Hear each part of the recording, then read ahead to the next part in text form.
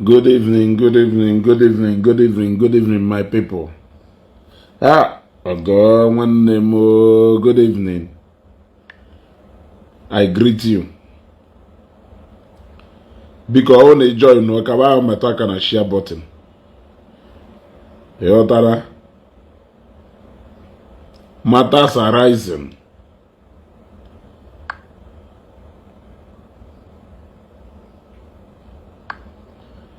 Matters arising. Matters arising. What I want to talk about this night is variety of issues. Yeah?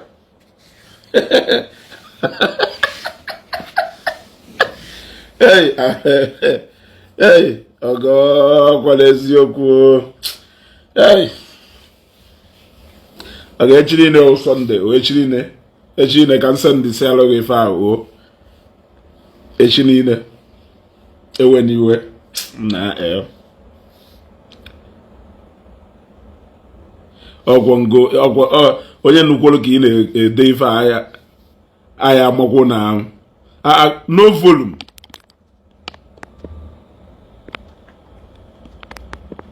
No volume. Ị na-anụ ife na-ekwu kịta? Ọ na-anụ ife na-ekwu? Somebody they go through yes or no. Somebody they go through yes or no.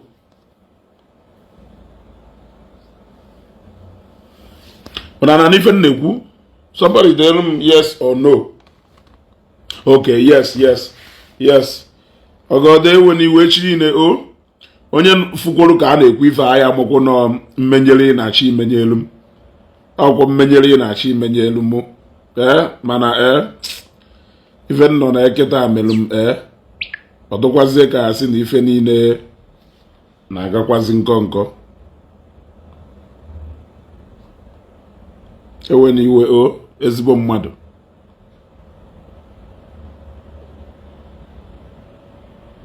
I actually want to touch on varieties of issues this night.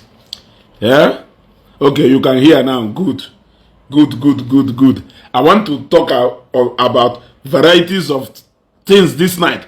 Number one. I want somebody to go and tell Reverend Father Kelvin Ugu. I want somebody to go and tell him that Nasrena, Balabala Feloke, Aulala.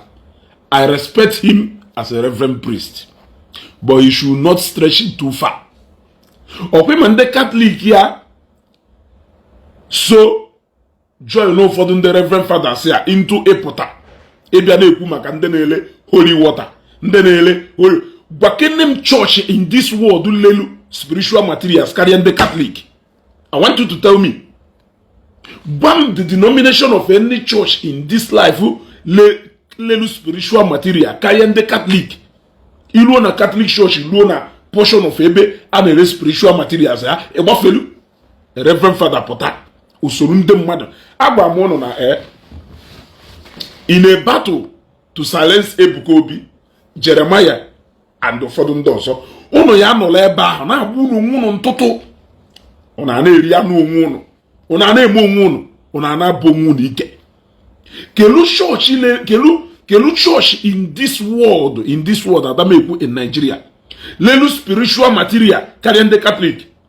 Eshoka nje na festa ka echi niile. Onwe one Catholic church do in between junction Ayawe court Wakanni ebaye 41 road. That church no na nko Market Square do na festa. Jee na church ya ihu niile wee pụta n'ihu Market Square who spiritual materials ndị Catholic ka na eleba ma candle ma a lot of things ma chaplet kpọọ ha a lot of things ka na eleba ma so many things ka na eleba. So Father Kelvin Ugu for all those things nke ha na-ele doko akwa Christmas ụmụazị ka ha na-ele ọkwa ịma onye ọna were ile egwu eze ya ọnụ onye ọna were ile egwu eze ya ọnụ Onu nwere ike na-eme ifu na-eme sheno Jeremiah ka na anụ sọgụ. Sheno Evangelist Ebuka Obi na ndị otu Fada Mbaka ka na anụ sọgụ. Unu amụhụ na onwe unu ka unu na-eme. Onwe unu ka unu na-eme. Fada Kelvin Ugwu the last person m fụrụ ihe ide or comment ya on anything about mmadụ idele spiritual material. Ịchọ ka nje gba video ka ịfụ. Ịchọ ka nje gba video ka ịfụ. Yes, ịchọ ka nje gba video ka ịfụ. Ọwụrụ na ifilu na olive oil ada alụ ọrụ. Ọwụrụ na ifilu na holy water ada alụ ọrụ. Kedu ife ji chaplet eme? Kedu ife ji chaplet eme? Why are you praying with chaplet? Oblo mmadụ lo chaplet ya. Oblo company lo chaplet ya. Oblo material ka eji were chaplet ya. Oblo ekpele ka iji ekpe. Is it not a means of communication between you and your God? Onye lo nya wori ile ye gu eze ya ọnụ. Ọnụ na ọnụ amaghị ife ọ ya ekwu. Mana ọnụ na-eme ọ na-ekwu, ọ na-atọ okwu eze. Ọ na-ekwuye, ọ na-atọ okwu eze. Ịghọtago? Ọ na-ekwuye, ọ na-atọ okwu eze. Eje na Catholic Church. Fada fe mmiri nsọ. Mmiri nsọ a fada na-efe. Ọ bụrụ mmiri agoziri agozi ka ọwụ. Ọ bụrụ mmiri agoziri agozi ka ọwụ. I am asking on behalf of my people. Mmiri nsọ a fada na-efe. Ọ bụrụ mmiri agoziri agozi ka ọwụ. Is it ordinary water? I am asking. Is it ordinary water?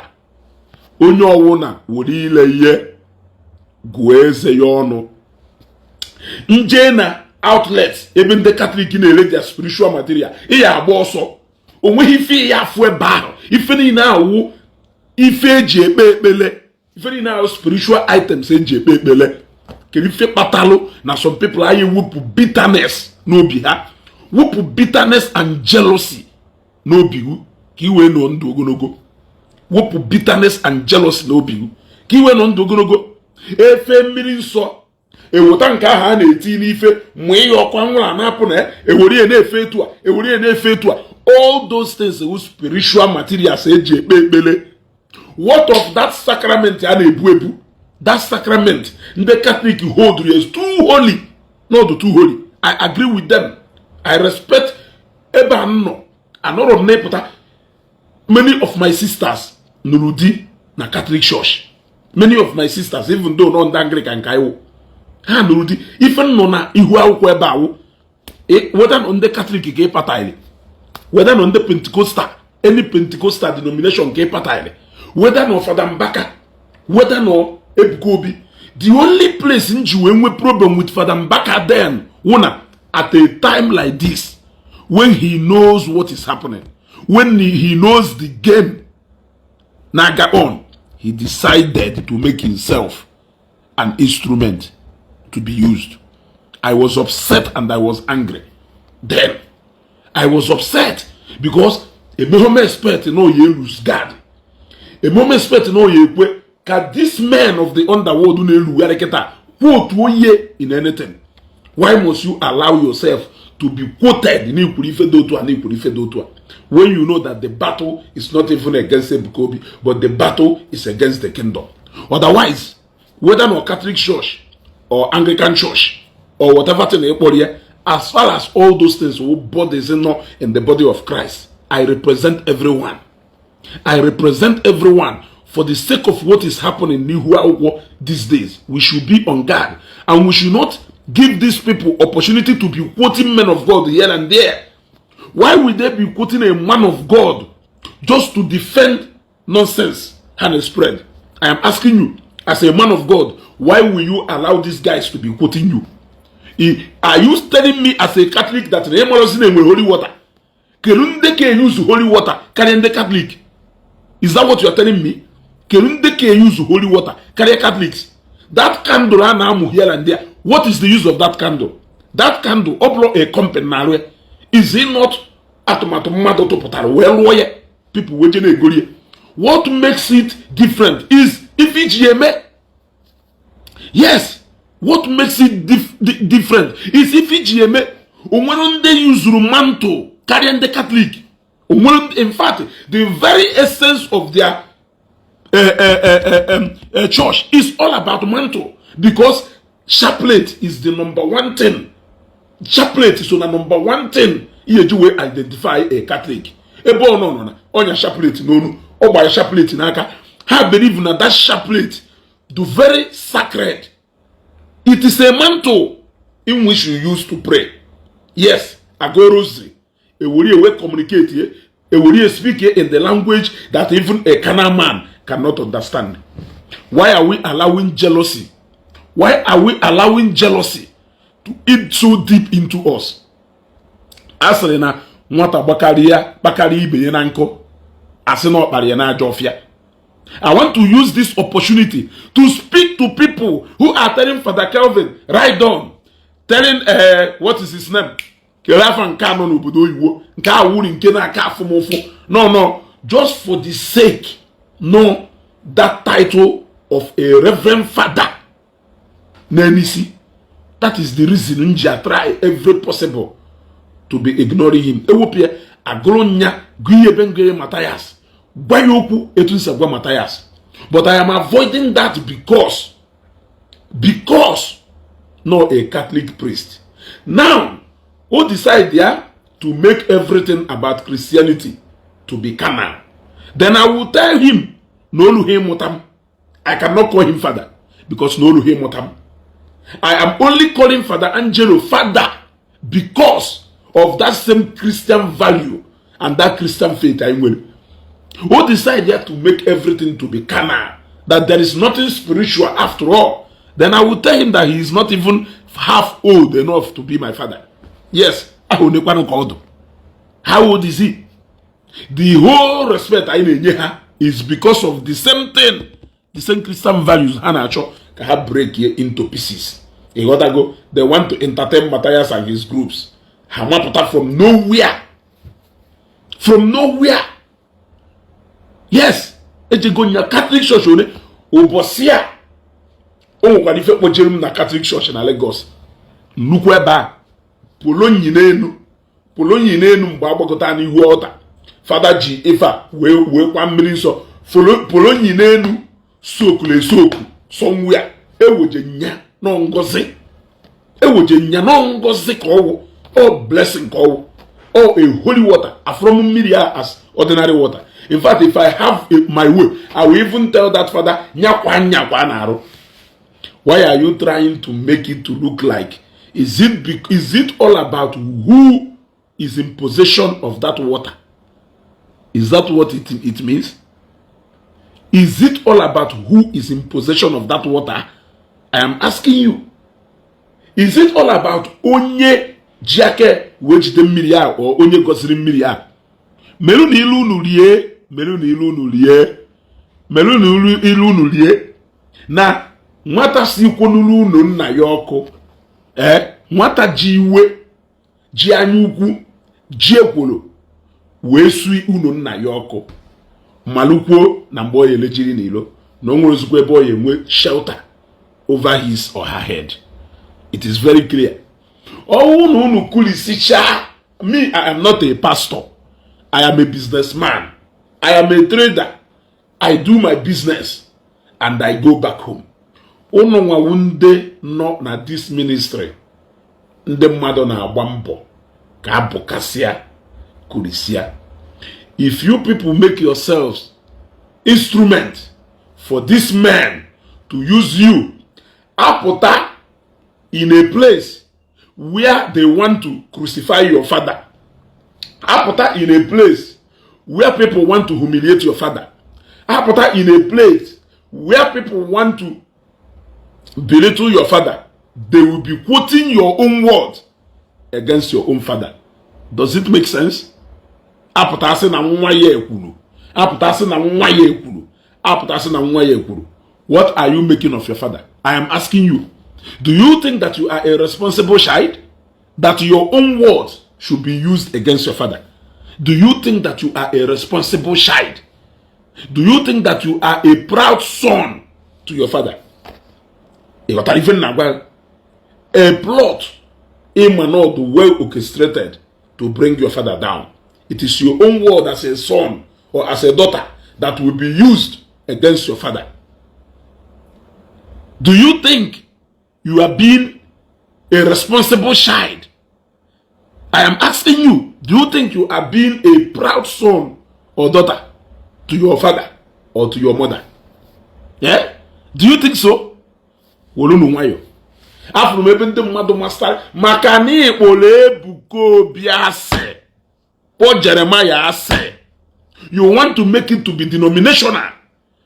God bear me witness. I have never also when you know pastorship from Pentecostal church. Also when you know pastorship from Anglican church. Also when in fact I barely talk about Anglican church.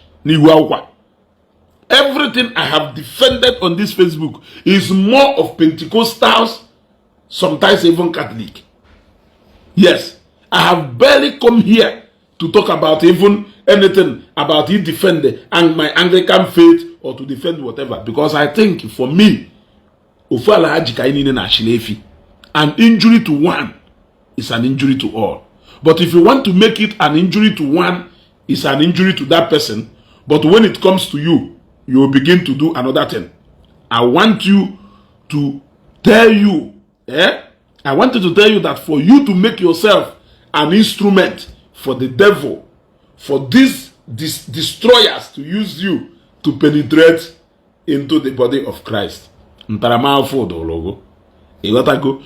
not believe it, but when you are destroying your own house, your own shelter by yourself, look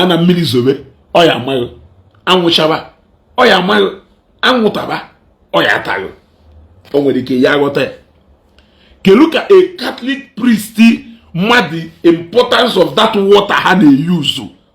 Kerifo juwe wulu mmiri agozi case je mwen water baptism na nwa o mmiri by imako ifa na agugido no solo baptism before we gozi cha mmiri aho ayeju we sacha nwa we na bate into the body of Christ.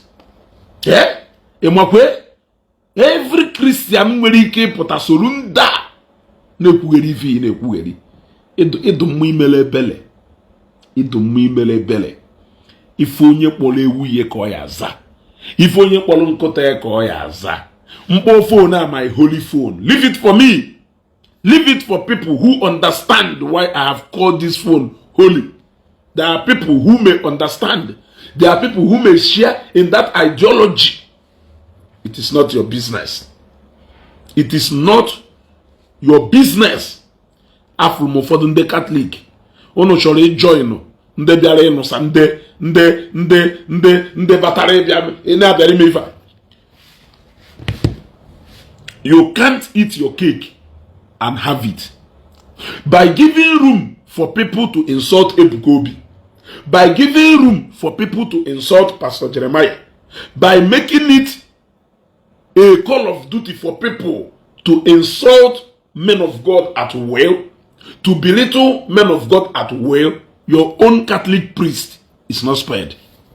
Do not come and tell us an importance or the need for us to respect your fathers. Some of you will come and tell us whether na hemetarie or na hemetarie. It is not in our place to judge the person, because now that person though anointed by your bishop.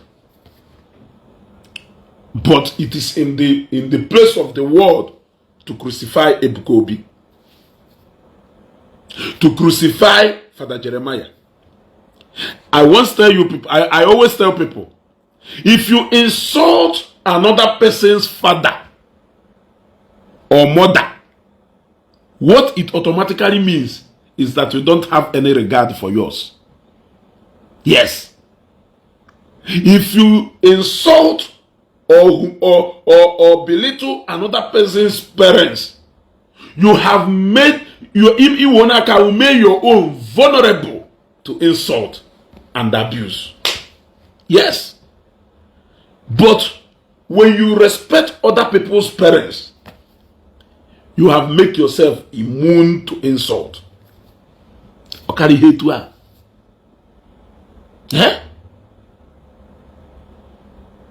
Okari hetua. No kai even na Anglican churches. Onwere onye amaho na use holy water there. onye amụọ na anointing ndị mmadụ. Onye amụọ na anointing ndị mmadụ. Ọbụla today ka use olive oil. A na-ele ya ele. You don't expect to get it free. Yes, you don't expect to get it free. Somebody in his ignorance bịara sị m nwee sị video mmerụ Verydarkman jekwa were ego jee gwuo oke ite. Ọ pụta ka ọ gwa anyị na oke ite na-alụ ọrụ ọ na ọha alụ ọrụ. Somebody in his wisdom wee bịara wee sị m na na-ele oke ite ele wee sị mba na-enye free. Nsi ya mba nna m na-enye free. Okay, for the mentality of the people you are dealing with. They recruit you into fighting and bringing down every single faith and belief that makes you a Christian. But they will try to protect their own, no matter how bad it is. These are people who are covering every single thing our ancestors made, painting it white, even when it is obvious that not the black. These are people we are talking about. Some of them, not all of them.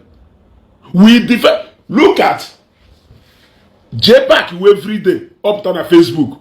Holy over this, holy water this, holy over this, holy water that. Mano gwalago sego. Ebe na agwa kelonyo na agwa defa ke nwa dibia na agwa ifa obia dada na Okija. Ka ọ na-ekwu okwu. Was it today? Sometime today or yesterday? O wee si obia dada. Na ịgba Jigad Barabus na agụ ya. Na ịgba Jigad Barabus na agụ ya. Mana na ife ọ chọrọ ịgwa ya wụ na ọgwụ malụ ndị mmadụ ama na ọhụ mmadụ niile na-eme ha gwa ọgwụ gaa. Na onwelu ndị ọgwụ mara ama even na ha ya emebe anything na ọgwụ ha gaana.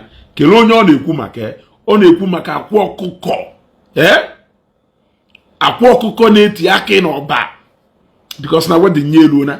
So he wants every single. I don't even want to be talking about J-Pack. I don't enjoy talking about J-Pack because as far as I'm concerned, J-Pack, I have, in fact, I brand emegunyanodo inconsequential.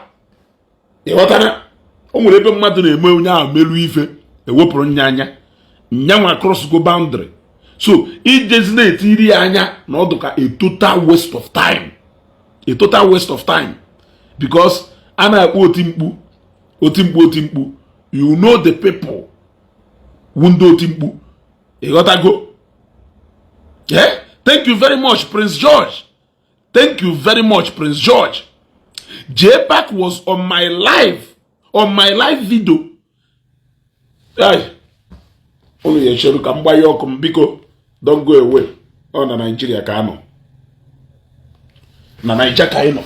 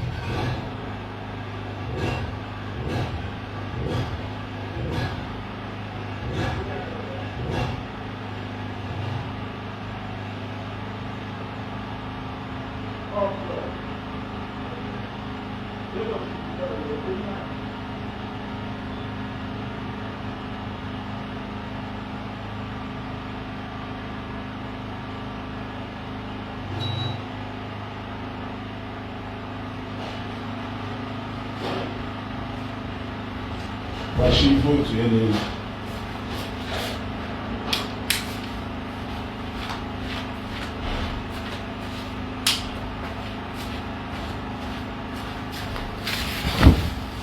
Yeah. Sorry, no mana no na Naija ka ino. Ono mana na Naija ka ino.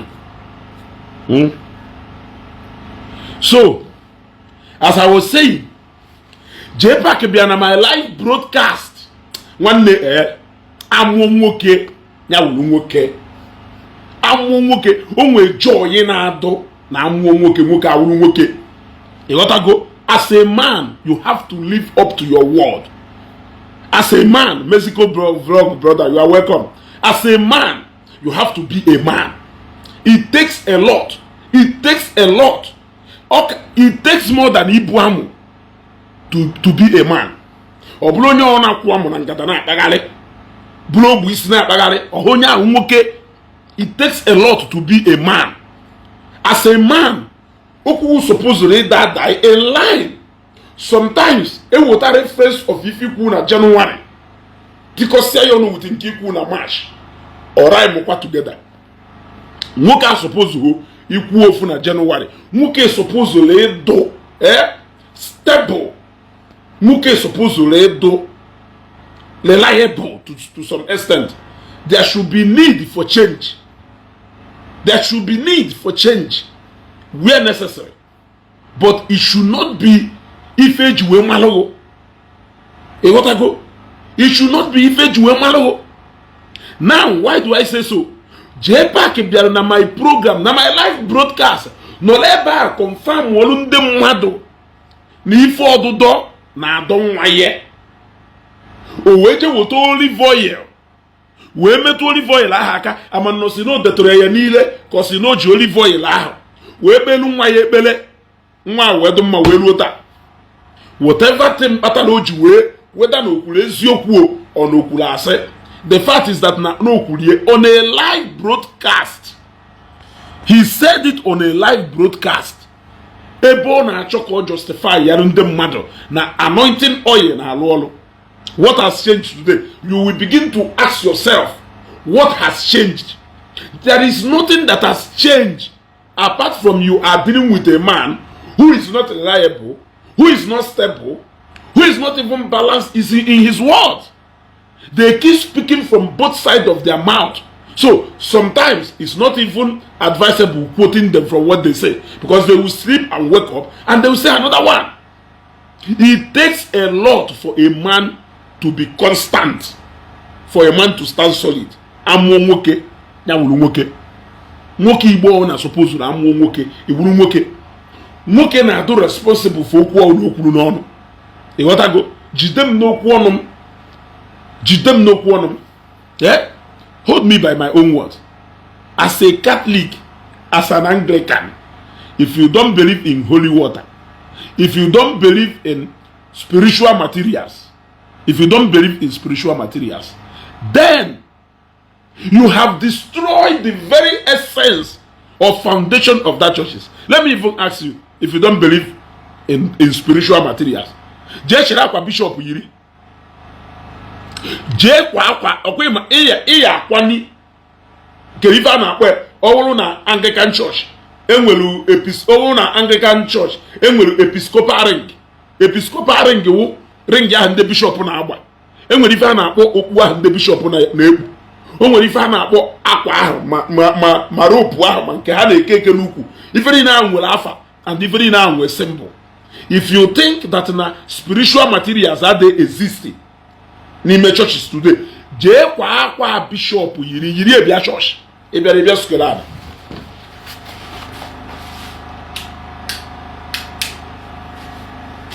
Yes.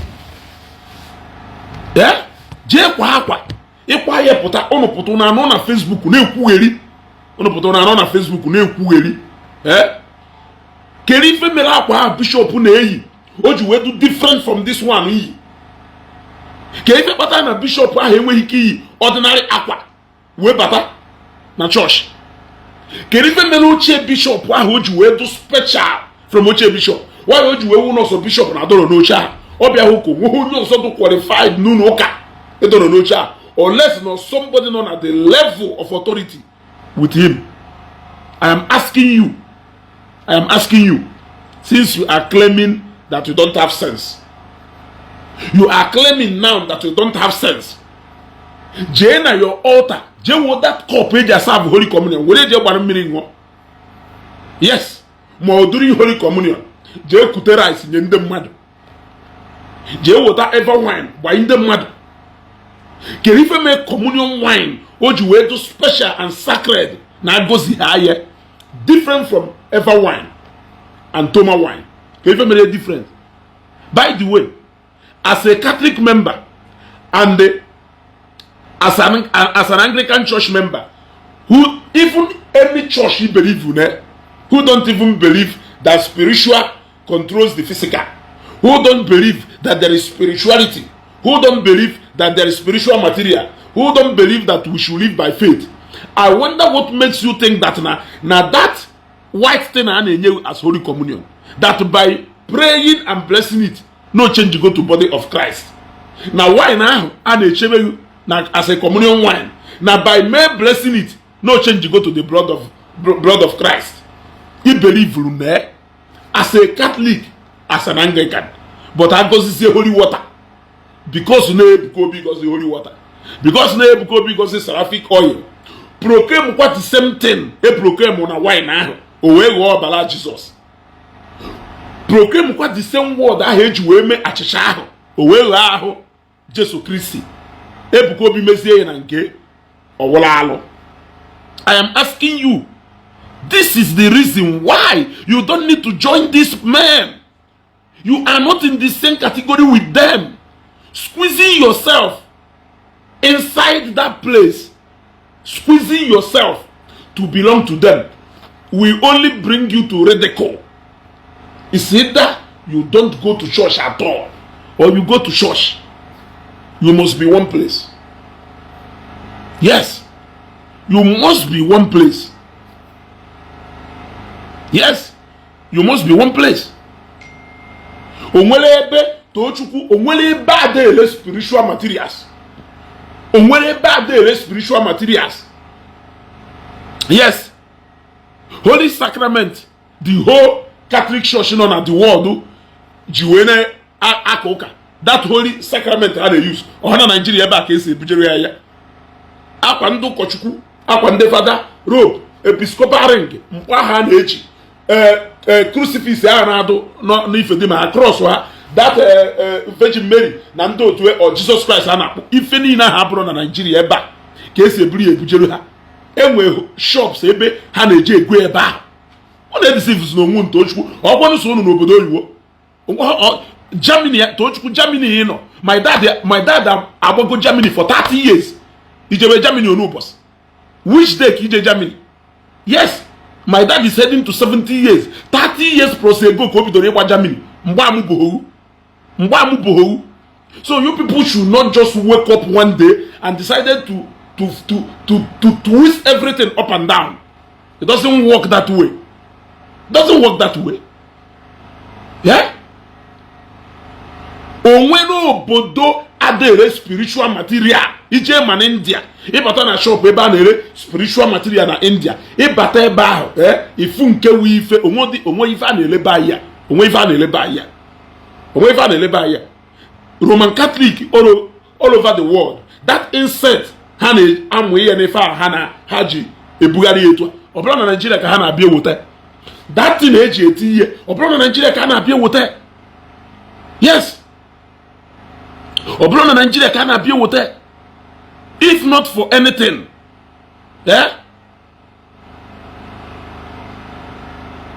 thank you very much Shoma Romanus. I'm a strong Catholic, but since I understand this, our priest that will be telling you this at the same time doing another one, they are content creators pursuing money. Thank you very much. It cannot cost anything to be reasonable, except if you don't want to be reasonable, and you can only choose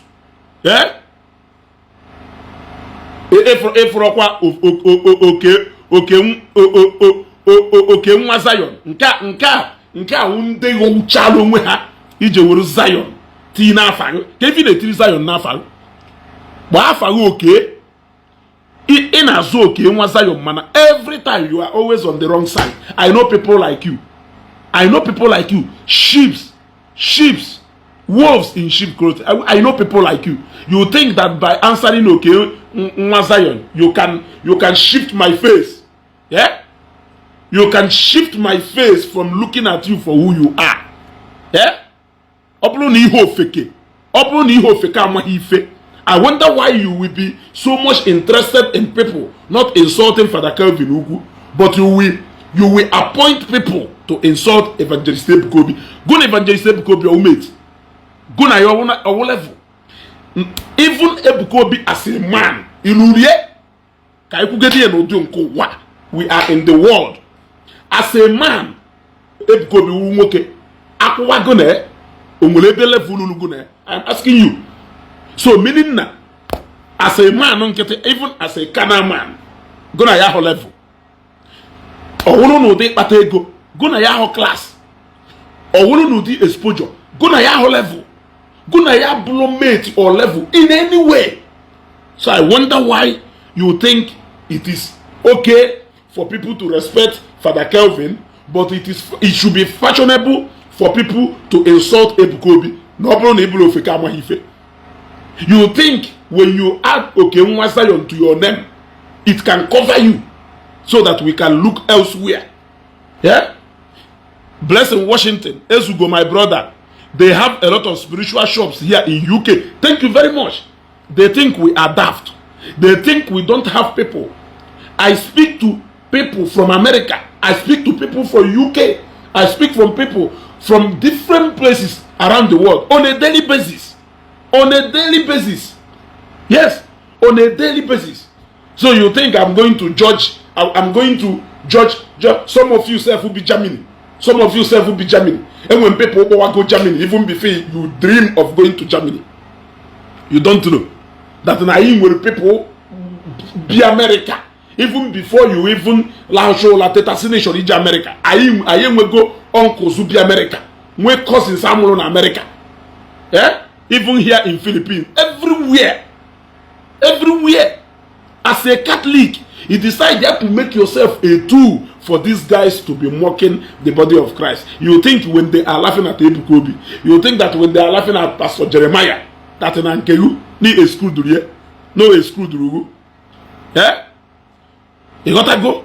Ndubisi Chuku, Mr. Ezugo. We have a lot of spiritual shop here in California, San Francisco. Thank you very much. Yes. Spiritual things has been there from the beginning. Ndewadibia, Jele, Mulebe Haneje, Gotan Kefa. Ndewadibia, Nanderemi Fomenana, Mulebe Faneje, Gotan Kefa. Just the other day, I follow one Hannah Bogari na Facebook saying on our pay. Okay, Emeka Wilson say Ezugo Global TV. I am here in Germany too. They have more spiritual shops and wish shops. It depends on you to make your choice. Thank you very much. Even here in Germany. So don't push your nose on no Germany. But then we go more people not Germany here.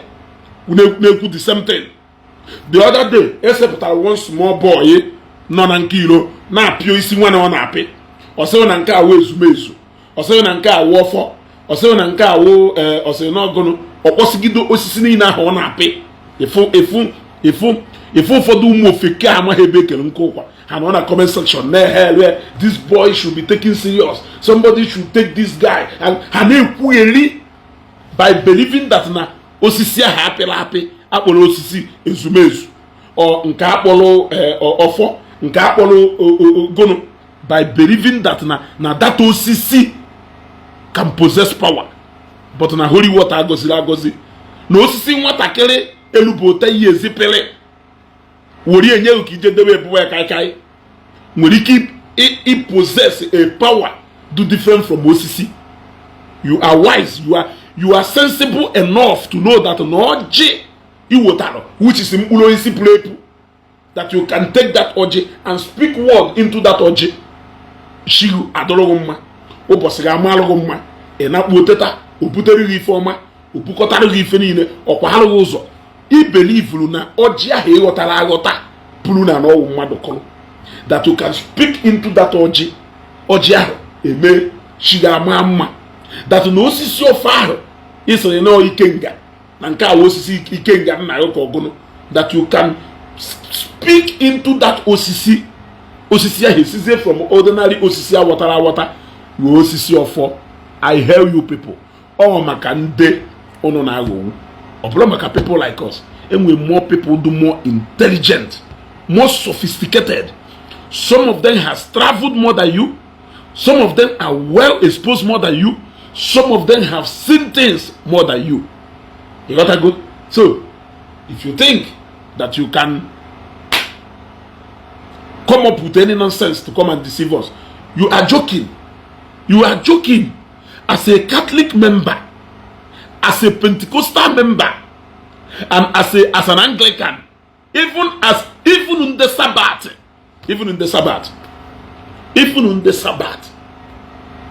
can you tell me the reason here Gigi step ago we ba nime sanctuary or even the Sabbath na akoka? Obviously, and with spiritual reason about Unuji we decide he me like that, which I may not argue. I will not argue. So no we fe patalo uneji he step passion wala bebo na akoka. It is for you. That belief is what if you believe in, and it is working for you. But for you to sit down in all these things, Jeremiah will spiritual water. Now, if you don't know, go and browse about Dr. Ramas Asozo. Isimiri Igbo niile. Dr. Ramas Asozo. Isimiri Igbo niile. I will help you. I have been to his palace. For the Nimunu Sheno Munifonoma or Omenala. When Jenu na palace Dr. Ramas Asozo, even before 2012. It was somewhere around 2010, 2011. More than how many years ago? Can Jenu and Dr. Ramas Asozo? Yes. Batani me palace, Apollo Jegosiai Udu Jikoli Buni no. Gosiai Iwotawa na Gukuli. For the general and onye so bosi aputana enye so. Emo bosi step on my foot for the first time na palace onye so. Na Ndebeni. All more than 15 years ago. Oblifeta. So some of you feel no well exposed. Manona mo no nwere ifo no. Dr. Ramas Asozo. Isi mmiri Igbo niile akaji ofoni. Dr. Ramas Asozo nwere a lot of spiritual materials on ele do na afia. Yes, people will agree. Yeah, people will agree. I will give you an example.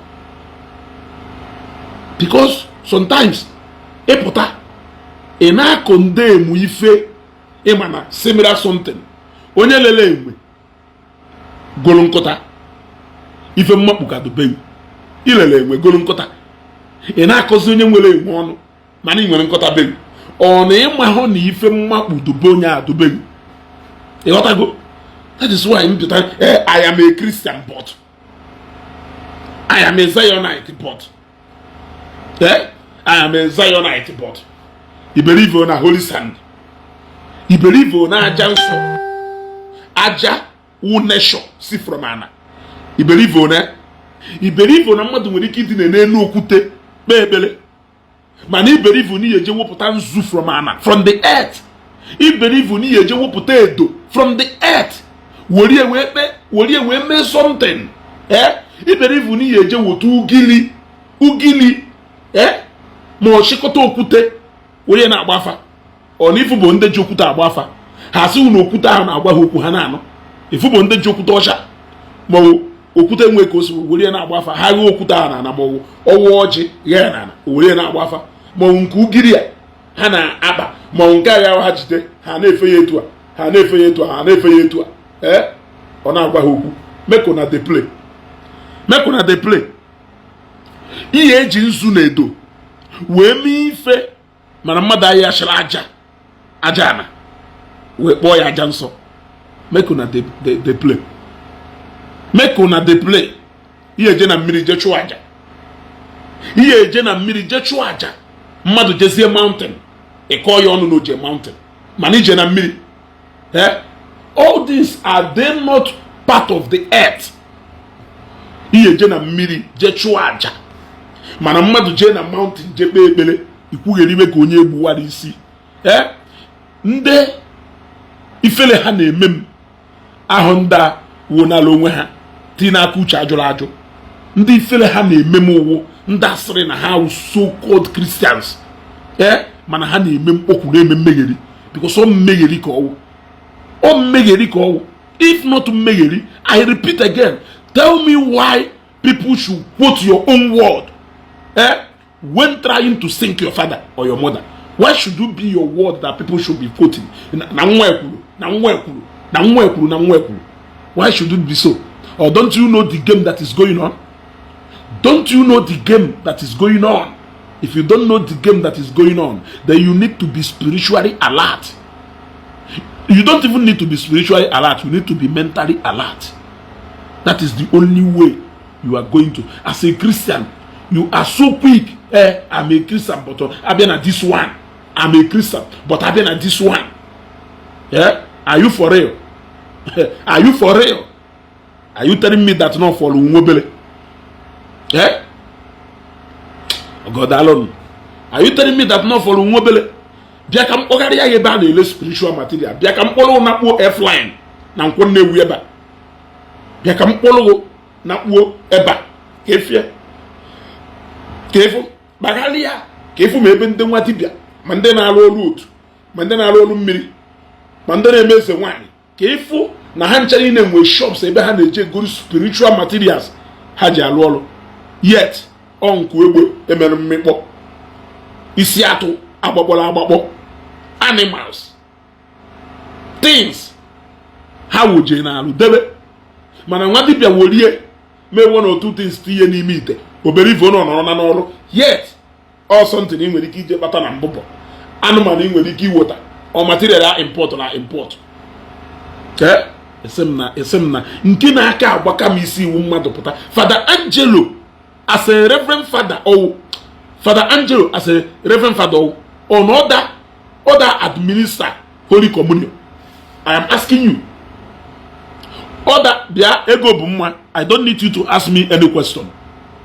And mind you, I will allow you to be commenting. Be very careful in the comment in our drop. I will allow you. Feel free to be commenting. Drop all the comments you want to comment here.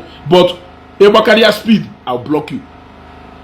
Ebakaria speed, I will block you. I will not block you because but I will block you because you don't have any need to be here. You don't have any need to be here. I am always supporting evil here to mopo any single thing unkulu here. Ebi akwone ezioku. Onwena any single thing unkulu here. Ebi akwone ezioku. Even when I talk about bad governance in Nigeria, have you ever come and said that nezioku? So me leaving people like you here is just for me to be counting numbers. So I would rather delete you off or block you off this page for good. So be careful about the comments you drop here. Nevertheless, I will allow you here. Okay. But before my block, usually before my block, people like you, and my like Inye has sent for before her poor, you gotta go. Ibulo fekeru, Ijena page even the police do kago, yano. You will another page, but you will another account, but here you will respect yourself and have reason and have sense. Adam even that one he here. Ibulama ifega, Ibri Ijena page ebun neje alolo, and not in this page. Having said that, have a nice day. Hello. Isi for nothing.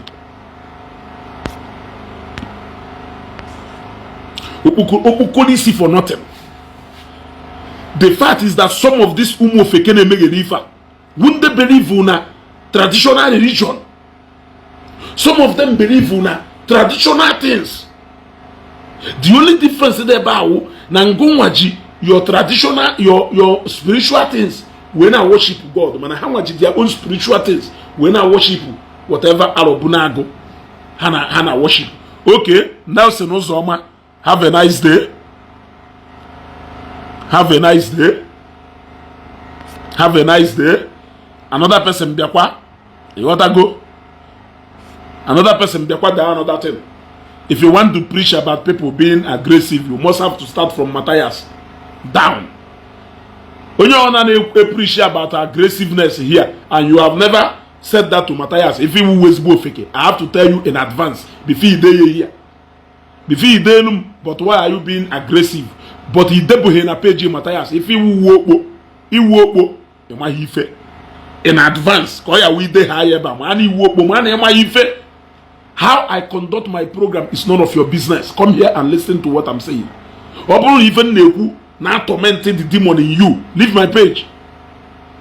Ọ bụrụ na ife na-ekwu na upset the demon in you, leave my page. You must not be here.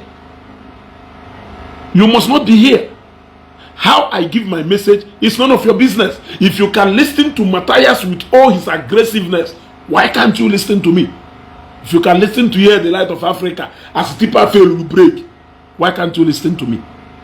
If you can listen to Masidibia with all his pride and arrogance, why can't you listen to me? Eh?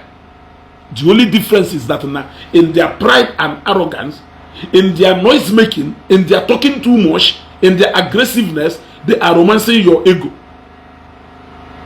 But in my own, I am tormenting that demon in you. I don't expect you.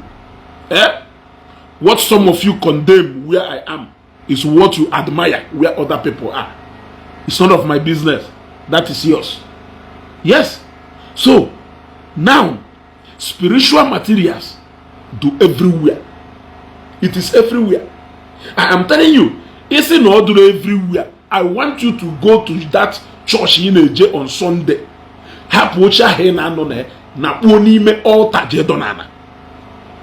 If altar is not meant to be sacred, if altar is not meant to be spiritual, na altar Jesus kelana there.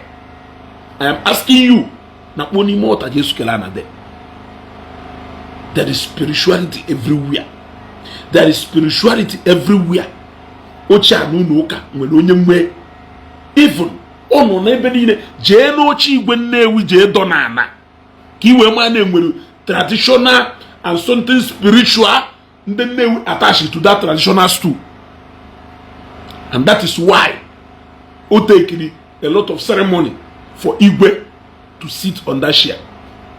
Yes, it took a lot for that cap to go on that head where it had fitted today.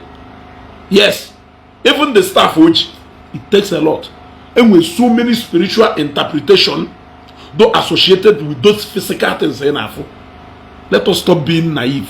It will not take us anywhere. It will not take us anywhere. Yes, it will not take us anywhere. It is sometimes when I look at it, it is jealousy. It is jealousy. Back to what I was saying. I was saying, Father Angelo on Achibam no other administer Holy Communion na parish or no. I am asking. Somebody answer me this question. Does it mean that Father Angelo other administer Holy Communion eba hon? Oh no believe who that the spiritual controls the physical. Oh no believe in spirituality. Oh no believe in miracle. Why oh ye Jew no nenu altar? Do bold enough to tell us that now this achisha has been done to Alo Jesu Christi. And now this wine I flow bunaka. Now this communion wine I flow bunaka aton go to Obala Jesu Christi. I am asking you. Why oh ye Jew why no nyengo yo ngotando? Why? I am asking you. I am asking you.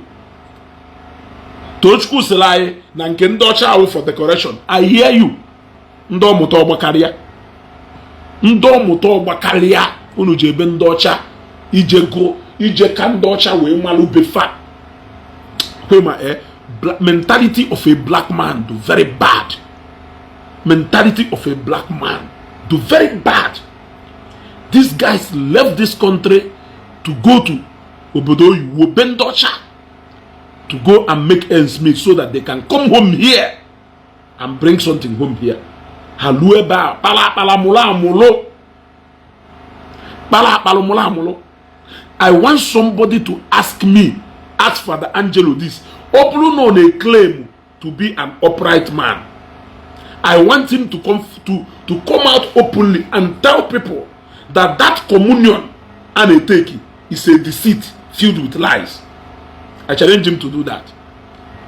He should come out and tell us that the first deceit and lies, Agbalai, as Christians, is by telling us that na achisha ejinaka, achisha white around the ejinaka, that praying and declaring wars on that achisha, not on to go to the fresh Jesus.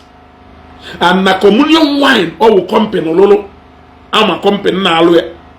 Now that communion wine, now by praying and declaring wars on that wine, not on to go to Ọmenala Jesus Christ. I challenge Father Angelo to come out on Facebook since always a content creator and an entertainer. I challenge him to come out.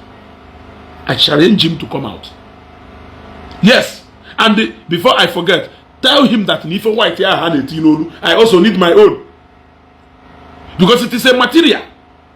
I can't see what is so special in it if we cannot place importance to things because more people know here. I want you to tell him that now that white collar I need my own. Yes, I just need the tie, a easy tie. If I can need Iri Ji tie. Yeah? Onye nene onwe ya akwụkwọ, nene onwe ya akwụkwọ, ọ pass ya. Onye nene onwe ya akwụkwọ, nene Tochukwu, you don't need to tell us about Germany. Stop telling us about Germany, Tochukwu. Eka nwa na Germany. Ka ife na-ekwu dị ife. Kwa Germany nke ijebele ụbọchị ya. No zuike, una agbagarizina. Una agbagarizina.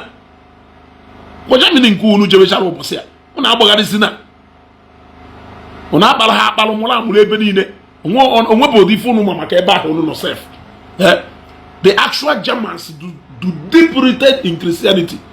A German priest. So, a priest who a German. Is that what you are telling me? There is no pastor who is a German. Is that what you are telling me? I'm asking you. Yeah?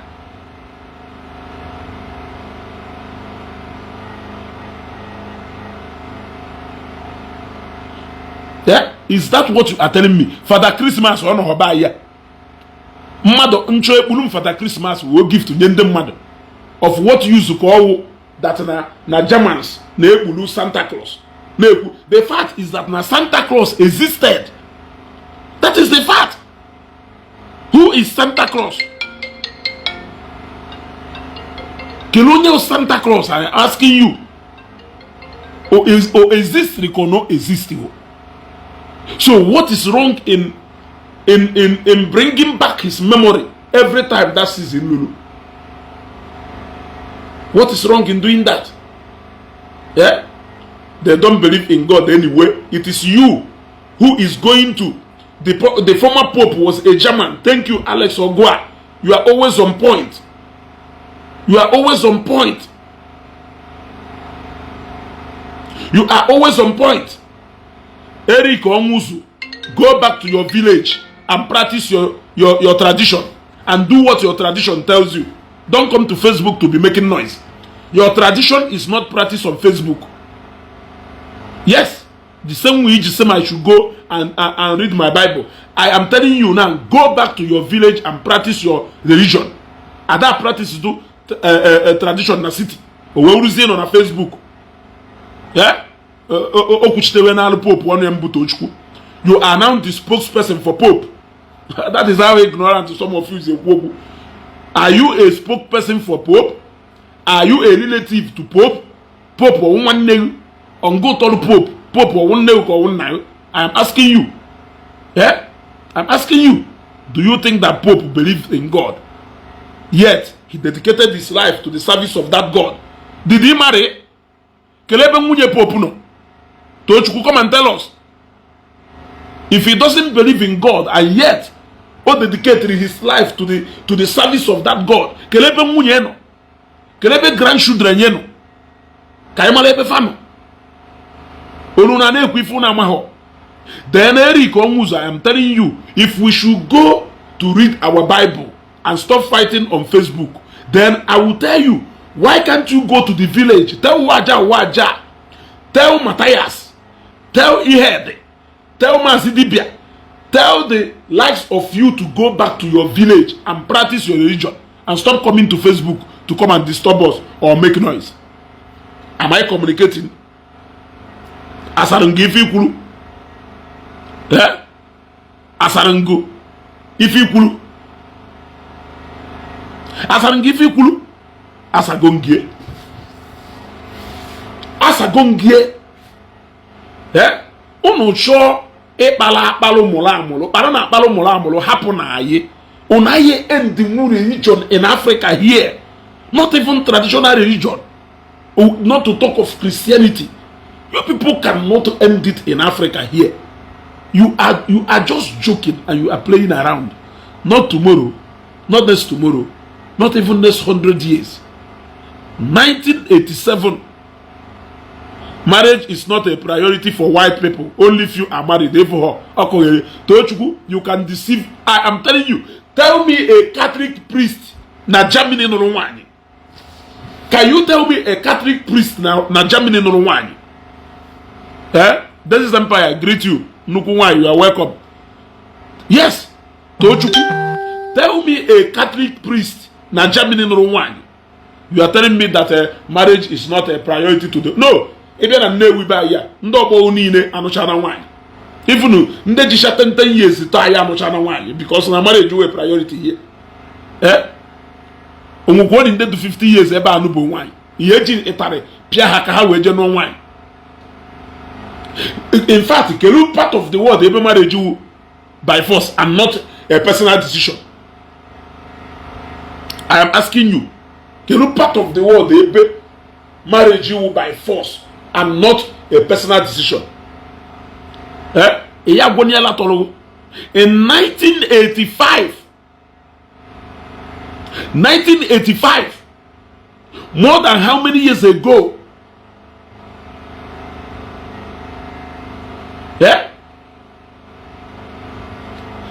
Ka Edahosa Filulu National Stadium Lagos to capacity. 1985. Ka Bishop Edahosa fill up National Stadium Lagos to capacity. From 1985 to Tata is how many years? If I'm not mistaken, it's almost 40 years. 40 years later, what happened during the time of Edahosa is still repeating itself. It is still going to repeat itself in Ngobala. Yeah? It is still going to repeat itself in Ngobala.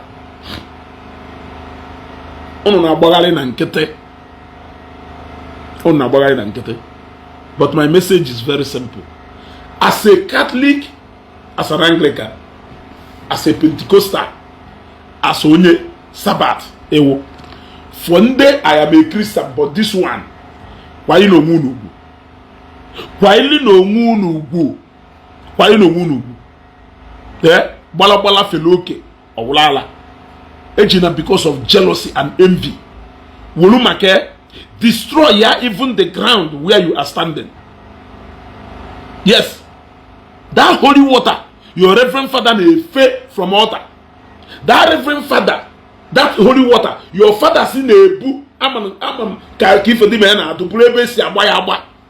Is it different from that holy water? TB Joshua Mwelu, I am asking you. Jeremiah Mwelu, what is so different from those water?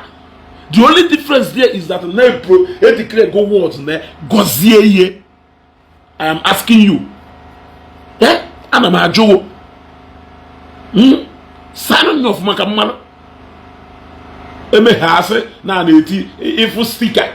Ifu sticker. Ise no ofada say na Bible na read na China. Ifu sticker say no ko sticker mado printer. Tell me every single thing I may use in a church today. Or Holy Sacrament ko Madololo. Ajugongubolo or Episcopal ring. Bishop Naba. Ngwaje go Episcopal ring ba. Ebe enweho spiritual things. Je gbaru Episcopal ring. Go je gbare. Je gbare n'aka. Ke na akpagale. Unokata na akotu. Unokata. Una na akotu. Una na akotu. Je na India. akpọbata ya ebe a na-ere spiritual things na India ịgbafelu onweghị dị fe ya afọ ma nke ha na-ete n'ihu ma nke ha na-ete n'ọkpa ma nke ha na-ete ebe ma nke ha na-eme ife a jee na saịdị Imasdale ebe ndị India bi na Zambia Imasdale ịpụta ebe ahụ na-amụmụ insect ebe niile ịbata ebe ahụ iyi amagodo na ndị bi ebe a na-eme ife mmụọ iyi ama na ndị bi ebe a na-eme ife mmụọ ụfọdụ ịbata na shọpụ ndị India ịfụdatị na ụfọdụ n'ime ha ndị na-ekpelu Buda ka ọgụnụ ịfụdatị na adọba ya na kanta ọ na kanta ha na-azụrụ onwe ha afịa ọsọsọ ndị Igbo ya kpara akpara mụrụ amụrụ ndị Igbo na-eje so nri a ruo ebe a ka ndị ha bịarube ha mara ife niile an Igbo man is a jack of all trades but master of none ọ kpara akpara ọmụrụ amụrụ self-righteousness nya ka mara ife niile onwe onye ka malụ yet gụnụ ka I achieve go with it gụnụ ka I achieve go with it nothing. That will take me to vida agbara nzemelu n'ụtụtụ a. That will take me to vida agbara nzemelu n'ụtụtụ a. Agbara nze sịrị na apụta asịghị na your ancestors gburu ejima and not because of na your ancestors gburu ejima na your ancestors niri mmadụ na ndụ n'ọnya kpatalụ na ya ha aga n'iru mana na ndị Amerịka gburu mmadụ one mana na Amerịka mepee today na ndị Germany gburu mmadụ one na Germany mepee today a na-akọ ife niile a na-akọ then I want to ask Agbaranze Media a question. Agbaranze na mụ na gị zukọrọ ohi ka m tinye like this apụta echi niile anajideru mụnwa na-aga n'iru ndị kwuru okwu sịrị na do not admire the result you have seen when you don't know the sacrifices that comes with it. Ifa ọsọ ndị isi ojii ka ọ na-agbagalagala. Americans had their own black history. It is only Americans that knew how they overcome that black history. Your own is so terrible that you have to leave it here and run to that same place in Nebulu. Why can't you stay here, Ebebule Ejima, instead of running to Ebebu millions of people? I am asking you. Sanserumba will be there. Chat, I will drop my number for you. Yeah? I am asking you. Tag Agbaranze Media here. Tag Agbaranze Media here.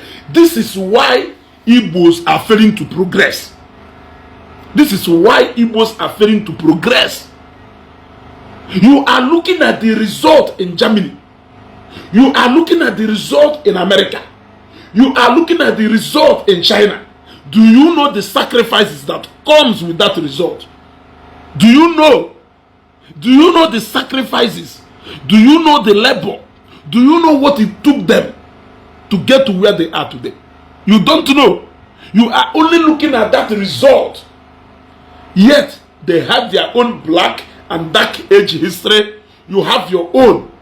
As little as your own is, you left it here. You ran away from Ebebule Ejima, Waje, Ebebulu millions of people. Yes.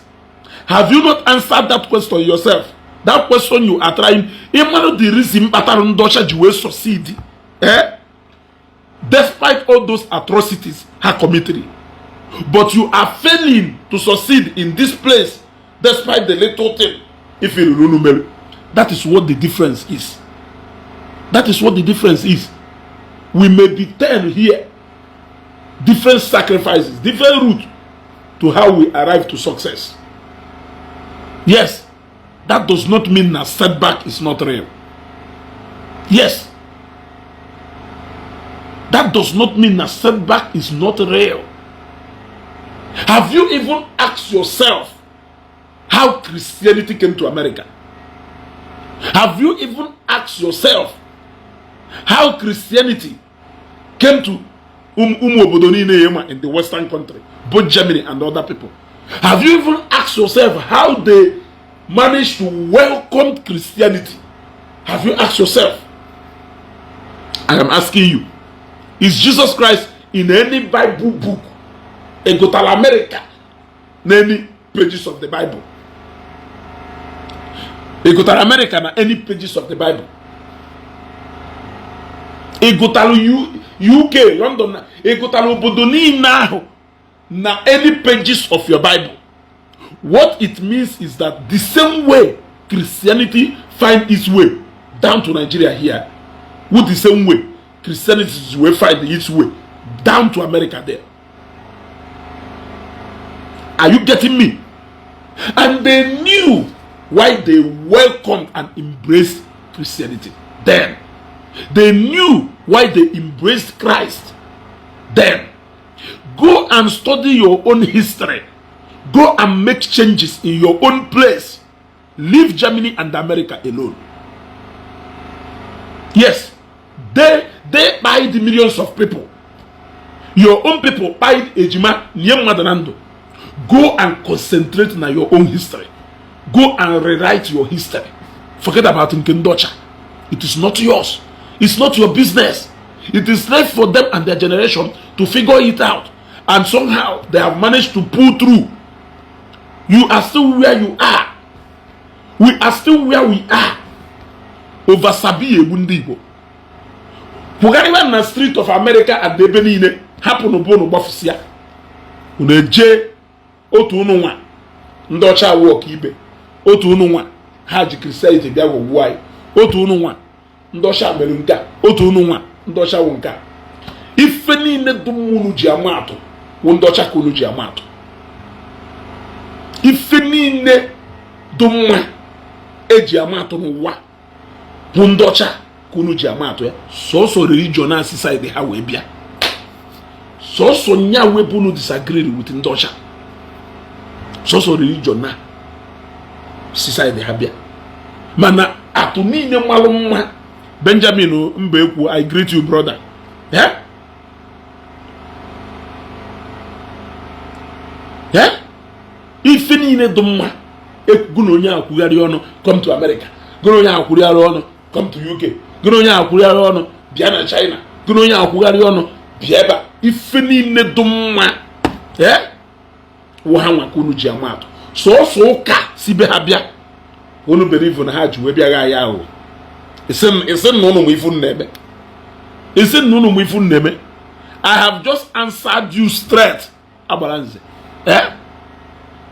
Ndocha, they had their own dark days. Yes. They overcame. They are not even trying to go back to those dark age. They are moving forward. They are moving forward. It is only you people who want to go back to those dark age where you are coming from. They have passed. They are moving ahead. So no wawunde tiri moto no na reverse mode. You want to go back from the dark age where you are coming from.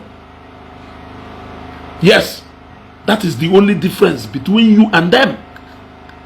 Ndi Igbo. Are you justifying Igbo ejima adumma? Are you even denying Nebu Hejima, or you are justifying that Nejima Ebulu adoho enough to set us back? Is that what you are telling me? Is that what you are telling me? If you don't know that name with difference in society, in belief, in the mad, Jen Rumoke, asoye Nigeria, Kona, Obodo Weba Heno. Nwoko ha no nwoke nwanyi oda no nwanyi also onwere a section of life ndị ọcha unu chọrọ ịda amụrụ hapụ ụfọdụ. I am asking you, onwere a section or segment of their life unu chọrọ ịda amụrụ hapụ ndị ọzọ. Obodo ahụ unu nọchabe ndị ọcha nwechara obodo mmadụ na-eji anụ anịma ọdụ legal for mmadụ ịdị na anịma. Una dafie. Una dafuye. Ebe ahụ unu nọcha.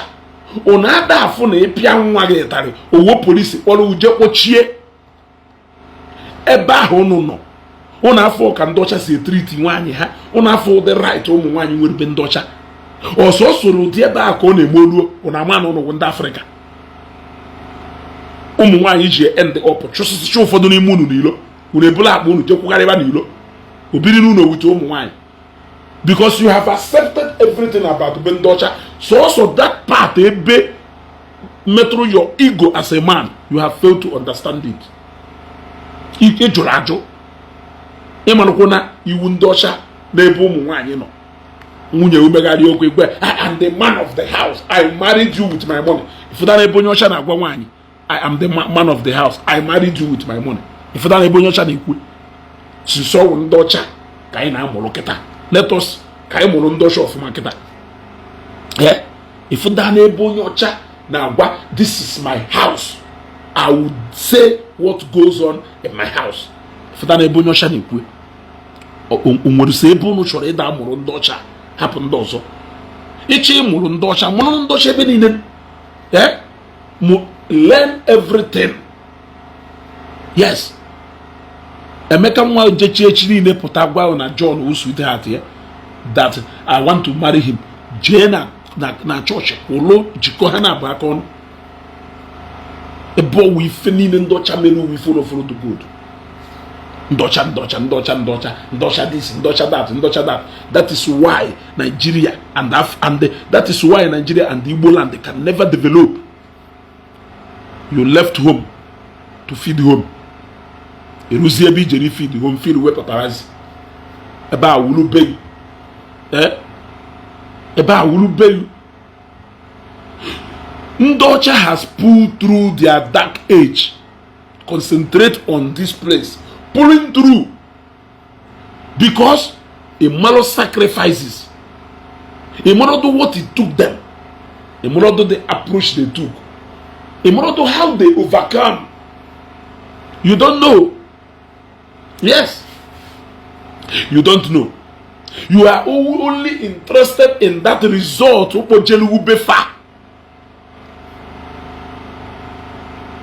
Yeah. Thank you. Okwo Elon Musk je na space. Jelo hotel. That is even even Dosha na think now. Ina choki Ishi get back to your route. Ibe na agbago iti moto na reverse mode. Ese nature progress. Ibe na atu moto gear na agbago go 118 k na reverse mode. Ese nature progress. Ese nature progress. Asa na agwa nwata. Ife oye mewe wulo garanya. Ose ko ha kwa ko ha. You don't know what it took Ndocha to get to where they are today. You keep mentioning them. How millions of people. How many this? They did this. They did that. Do you know what it took them? Do you know what it took them to make an amend? Matana today.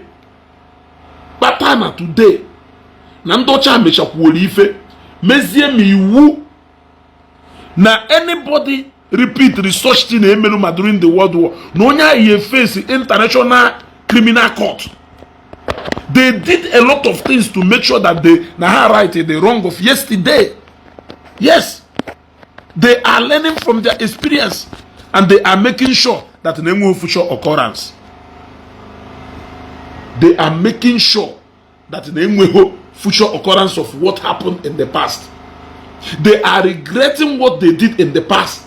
They are not denying it and they are not bragging about it. But the difference in your own is that you are denying your own because you want to conceal it so that you can lead people back to that age again. That place, Ndocha Siweputa, they don't want to go back to that place again. Hachorozichi at that place again. The difference with your own is that you are denying your own past so that you can cajole people to go back to that age. Have you seen? People are moving forward. You are going in auto reverse. You know, Katena Sim, Okwamuna Okeke Jelu Onisha. Can you forget? ọ ndị niile ha na-ekene dị Chukwu uwe ju Ọnịcha kpatara ego ka ile odibe ndị eni ajụgo onwe ha kere ife mmerụ na meme ha ọfụma ka ile odibe ịma da n'ife ọ wụrụ ife imeta ha accept ọ na ife a na imeta ha ime atonement inwe repentance i change direction iwe manụ na ihe elu ka ọkara ebe ile odibe nọ ekwu ha na-egburu ejima unu echetara anyị na Hitler gburu mmadụ one ekwu ha na-eliri mmadụ na ndụ unu echetara anyị na ndị nwa na omerife unu echefuo na Africa here nwere strong cultural values. Yes, Africa here we have values in so many things. Your faith must not be the same with another person's own. Yes, we have resources here. Why is it not working? Look at Dubai. Look at Dubai of yesterday. We have resources here. Why is it not working? Why is it not working? Unu jere bendocha, jena admire so bendocha kunu neja admire. Una yeje wulu de keluka Nigeria yesi we develop. Ebu fodo ni munu jele ba kupado dia. No le ba neto sobodo no ne. Onwere ifunu choro iwo na ta side dia. Keluka side dia yesi we develop. Keluka side dia yesi we develop. Ọ bụrụ na ekene dịrị Chukwu ejecha ahụ obodo oyiwo kpọrọ ndị ọcha Leventis kpọnata ha Nigeria. Kedu ka future of Nigerian transport system yesi wee do toward today? Ọnwụ na Louis Ojukwu ejecha ahụ obodo oyiwo were ife from ndị ọcha wonata here. How can you see the likes of Nnewi building, Ojukwu transport and so many things come into actualization? Some of you jeleba sukela na admire some keto there. Some na section of ebe ngo ala ebe I know. Due to no go on general vandalize electric line. Okwadrozi eba disconnect your ha. Or somebody initiated an idea of Ijele what one Chinese company called Gonamon company deva e we bia lo solar plant.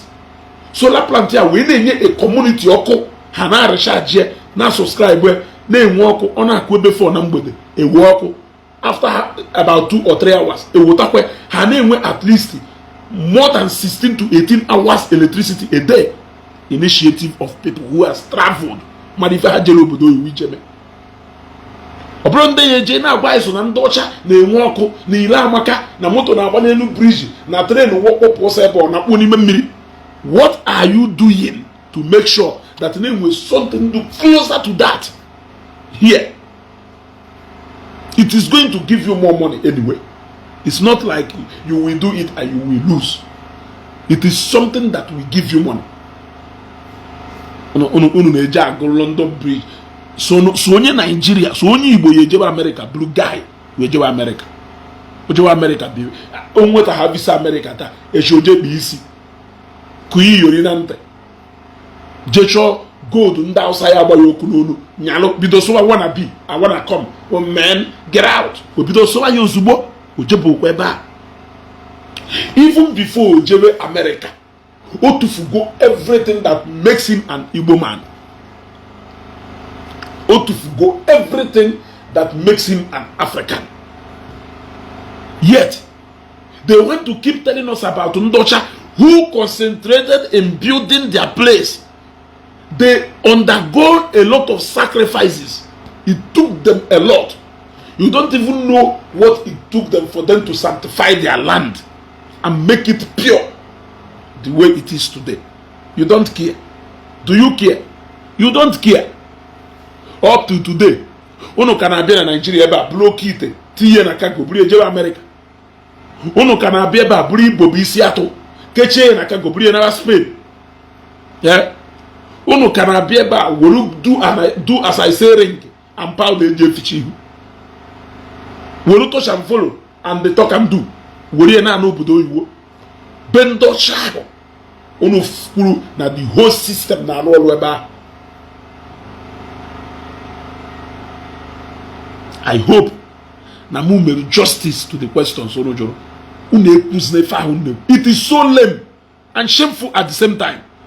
Sometimes when no made this broadcast, I'm on if you had a moon, like if you had a moon, that na major na come work if I know back, na major na wonder or land day if I know balolo, nor zeba na come my own father's house on. The question remains, what am I doing to make my own father's house as half comfortable as Bevanyo, but knowing fully well that I cannot stay in the family? I am asking.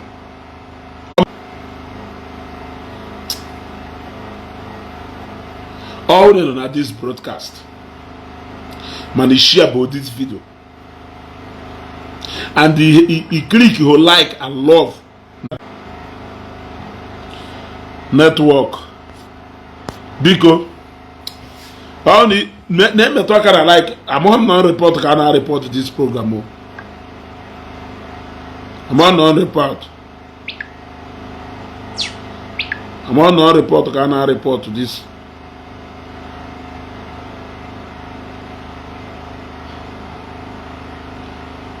I'm on non-report. Can I report this program?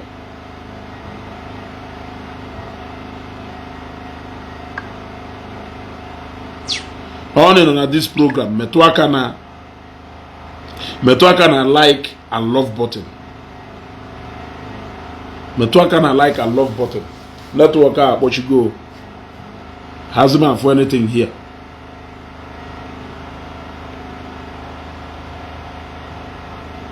Was even now whatever.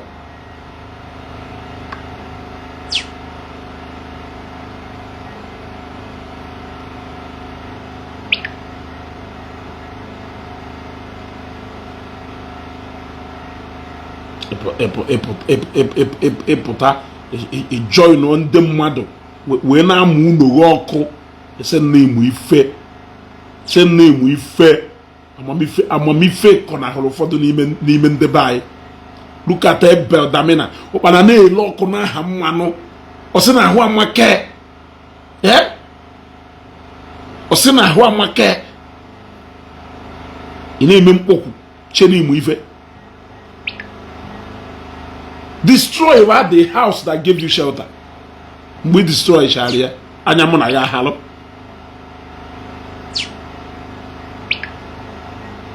Destroy that house that gave you shelter.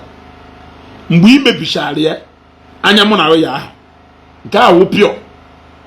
Ime be Sharia. Anyamuna ya halo. They are clapping for you. In Abu Begale. In Abu Begale. Ana akologa aka ebe damina ka ndị mmadụ jizi were anọsa okwu your word na nke jizi were atụfe ndị pastor okwu yalala Father Angele de ofu ife yalala Father Kelvin ugwe de ofu ife making mockery of yourselves, thinking that you are making mockery of another person, making mockery of yourself, degrading yourself, disgracing yourselves, thinking that you are disgracing someone else. Close down your church or leave that service, then we will follow suit. For as long as Nangoma of Father Kelvin Ugu deny when make woke na wine, where did she father?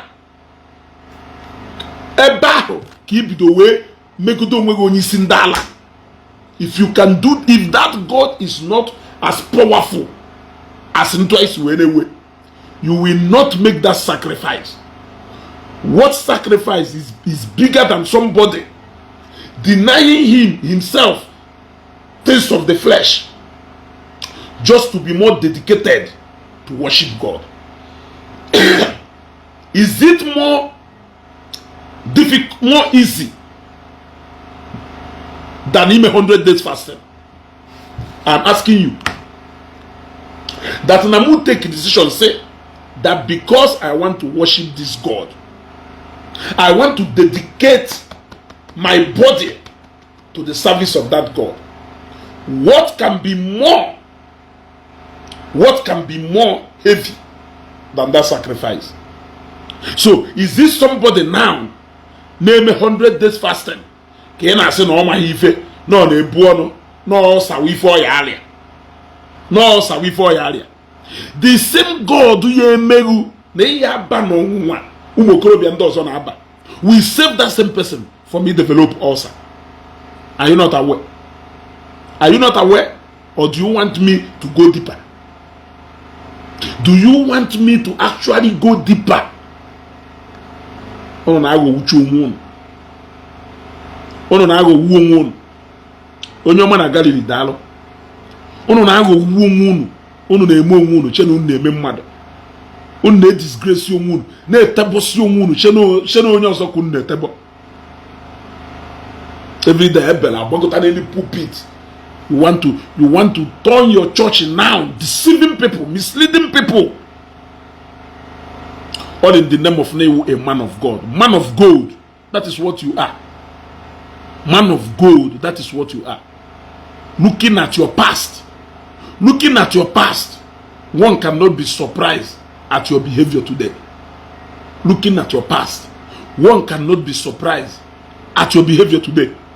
Even if I cannot talk to Father Kelvin Ogu, because now to people, he was ordained by a bishop. Let me talk to you. You are the same with Evangelist Ebukobi.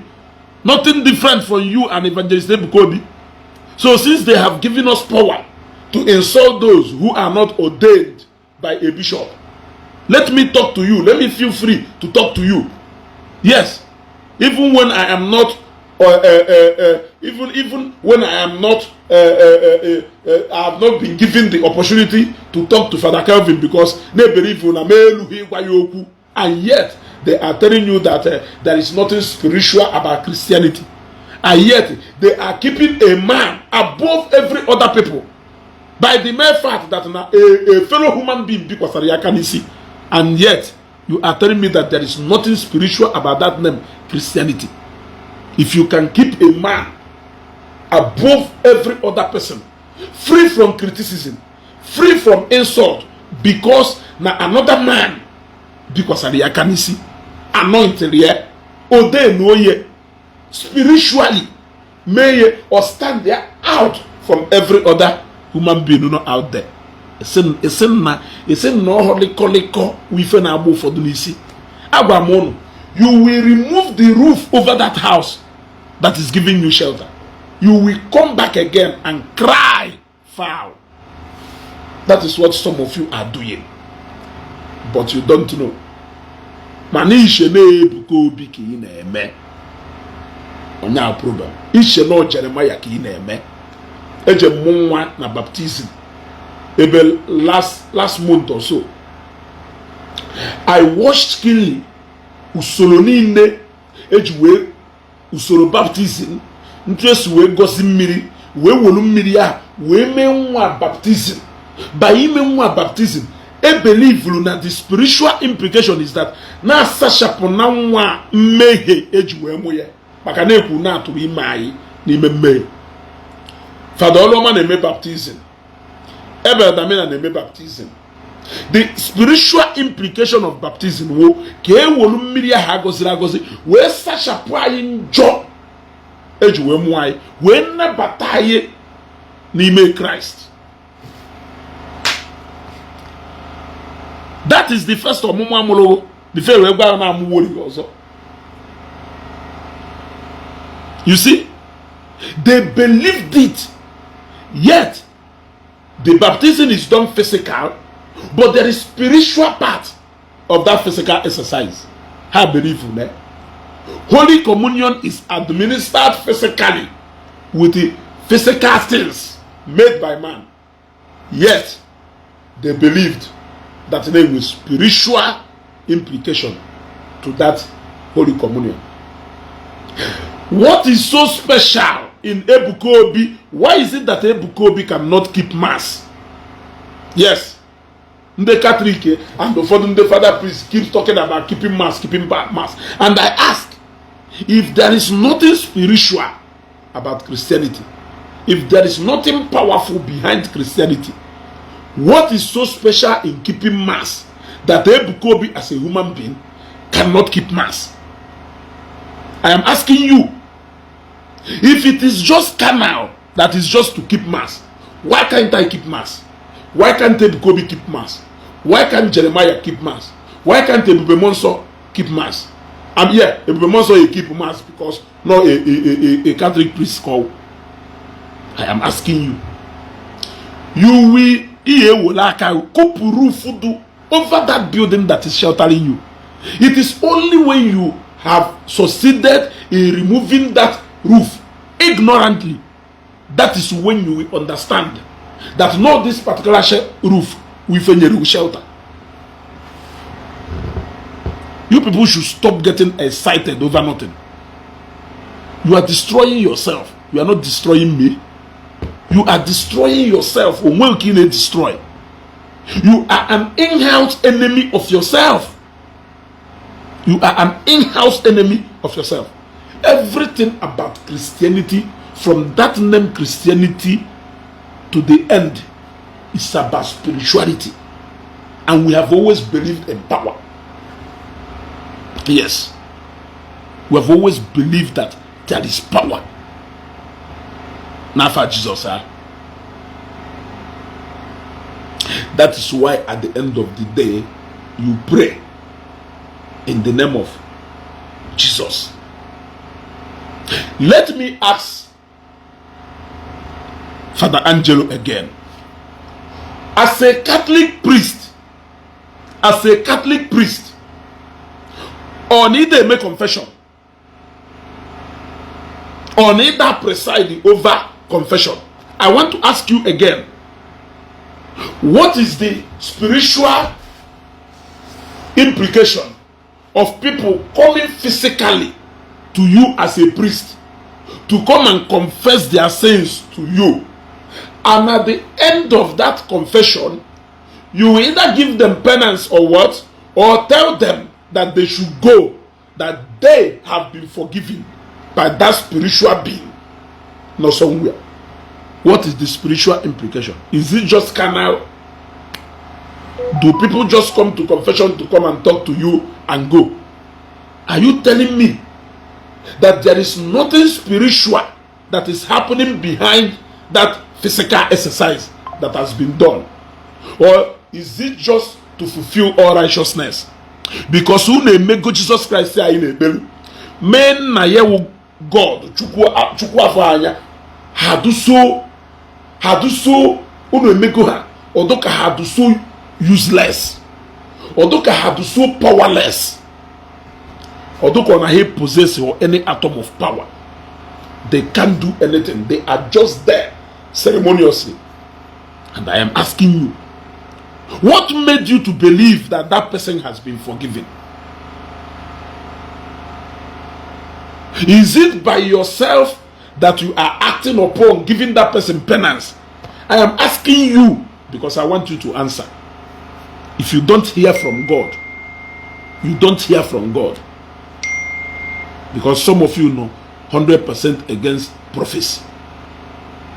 So if you don't hear from God, because no against prophecy, meaning that God cannot actually speak to someone,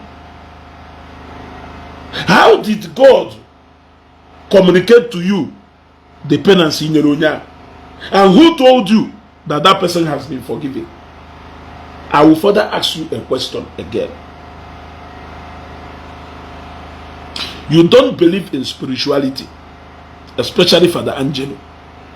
I am asking you, on what ground are you standing to talk to Virgin Mary, to stand as a mediator between you and the Son? On what ground? I am asking you.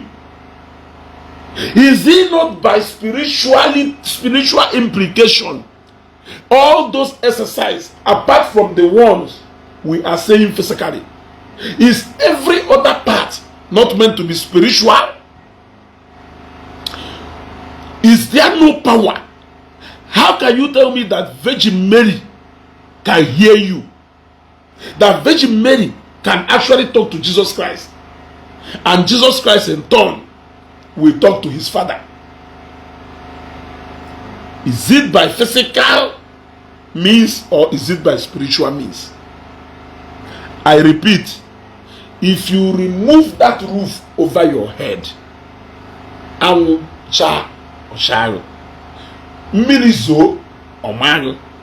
that is only when you will understand that you by yourself, with your own hands, destroyed that house by yourself. Une reduce go Christianity to mockery. Une reduce go Jesus Christ to zero. No power anywhere. No power anywhere. My message is very simple. You people should stop getting excited. Matthias is not here for you. Waja is not here for you.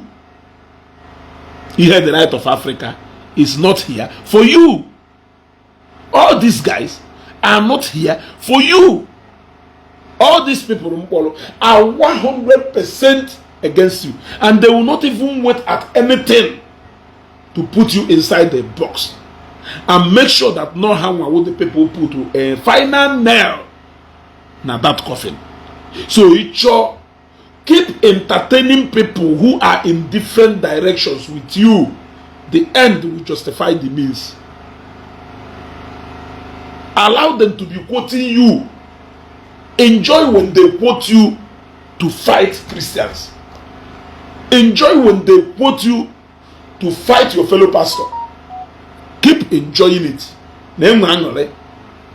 At the end of the day, either with you, and they can never be with you. Because you are so blind that you did not listen. You are so blind that you did not see. You are so deaf. Yeah, you did not hear when they made their intentions known. It is only you. Network.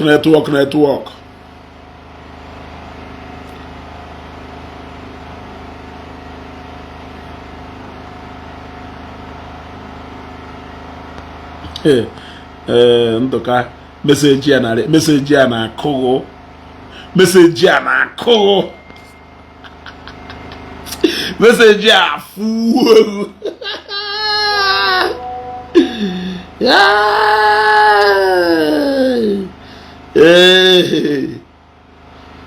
message ya fu na drop message etu a ona afọ ụfọdụ n'ime ụnụ nyafu ụnụ. I am making a common sense. I am making a common sense. That is how waja believe una everything about this life is physical and not spiritual. But who believe na mmadu ya anwụcha reincarnate again? Who believe in reincarnation? What is the mystery of reincarnation? Go and read about it. Go and ask about it. They will tell you, and you will know. Somebody do can believe na name anything do spiritual about this life. Believe in this modern day and age, 200 and something years. When were you born? Somebody like you who believe that there is no God who created this people, human being, that no nne who have created you.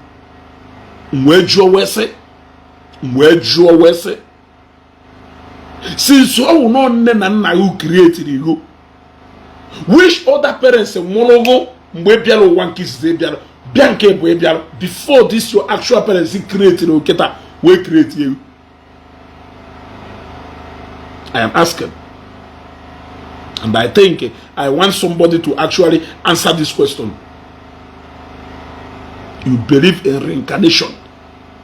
You believe in a matter when you see a simple question. Ebo unangoma waja abiago ubole to. Onye gwara una Jesus aya abia nkubole bwa. I'm asking you. Ngoma waja nnakega abiago ubole to. Nka o the third time in on one. mana I believe na Jesus ayari abịa nke bua. Yeah, I believe na Jesus ayari abịa nke bua, mana nke ịtọ ka ị nọ kịta. Meanwhile, your parents how many years ago were created you? Who created you in your first world or in your second world? And how can you explain to me a living ancestor of 200 and something years cannot go na this life? I repeat, Ebeldamina, Father Angelo, and the rest of you. Waja, and the Matthias Ezako, they are not for you, they are not with you. Ichokweta, Ichekwetana, Iyemechakweta.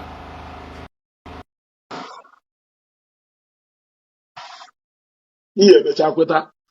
As in Ekwe, Nekwenutekwele. Yeah, go. Yeah, I greet you. Okay, man. Without the brother. The way you're in it, Anna, because no, I need we had the car, or Nyala Neku. I can not join them more than after I'm about four car. Yes. So, 4 women, na Jesus Christ may exist. Yes. So, after I'm a Christian. Then Toluge wrote this age in Makata Mother, and when Erika Chuku, and when Erika Jesus Christ. Get that dance what you go me severally. These people just they are not let me see by happy here to say nacho also. This will just not be no let me see here. Now I may be sitting them mad now in the mud you see. That one the poor actually up to this time. Actually room we are. Yotago. Actually room we are. I'm going to make me severally. See this materials of a man or a boy. Ama me again me ma waja no na Ghana na eri. If you know an elderly somebody when wisdom come on amama nga pe akpo onye me ma ometenwu na Christianity ye bo ya no Jesus Christ will problem ya, you know. So onye mo nwere ikwu na my own to okpu in etisi ike o ma program mo go bụ na ị na-eme nwanne ọ dị mma. Thank you very much. Dalo, sir. Yes. Ọ na-atọ m ụtọ na mpụ na-aka nwere ụfọdụ ụmụ okorobịa anyị ndị ka aghọtara ife a na-eme hapụzienu maka ụfọdụ ndị a na-awụ ahụ n'afọ sitokonu na-agwa anyị ị ka nna gị ife nwanụ this our brother Mary, come on even Nahamambo. Are you telling me that you are wiser than your father? The same creator who created you. Are you telling me that you are wiser than him? He shows this path for you. He shows this path for his family. How can you choose his name? How can you choose his fathers and his ancestors? But you have rejected his own way. What logic are you going to use to explain this? How can my son choose every other thing about me, but reject the ideology that brought about all those things into existence? I am asking you. This is the life our parents chose. Yes. You want to go?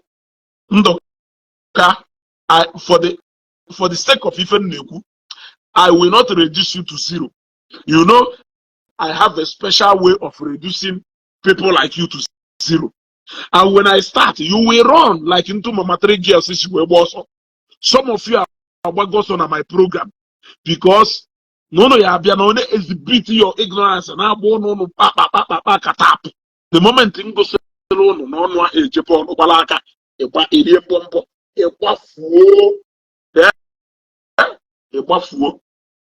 I have to see you again. A distraction to me. I will try as much as possible. Not so much. I will not stress myself to avoid you. Only because n'inye me opportunity mmeji wee nye woto n'abalị a awụọ ngị ozugbo ịgba ọsọ. It's as simple as that. It is as simple as that. Remember, no, I warned Mama 3 girls yesterday. Remember that I always warn them ahead of releasing that hammer. Ndị do reasonable n'ime ha na anafero. Ndị chọrọ ịgba nsọkwu akwa anọrọ chọọ ka ha gosi amaghị ife ha. Iro out Monday ha maketa. Obido lament ba, obido complain ube, opeba akwa on something that is avoidable. You got to yes. You chose the name Okonkwo. You chose his father's way. In fact, it's not even his father's way. Because na program we made the other day. Some of our grandfathers, some of our great grandfathers chose this way in which we are walking in today. How can you claim their name? How can you claim everything about them? But you have rejected that same thing they stood for. That's something they believed in before they joined the world beyond. Onoblong wisi kekewu.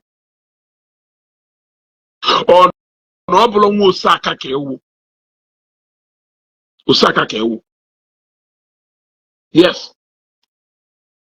Your ancestors, those years by embracing Christianity. More than say to put an obosia. Can I walk on afo? And much of the people passing through your lineage. But that rewrite your history. You want to rewrite history. Each or okay, wala torogato. Ala torogato ke biala egwo. Ala torogato ke biala ke egwo. Sometimes in the no for dunimu nanya. Ana amu. Even amulu na amu na we even win kamada amaro and doshore ima. Ona jonjo. You don't know and you don't also want to be taught. That is very bad. That is the highest level of ignorance. You don't know and you don't want anybody to teach you. It is very bad.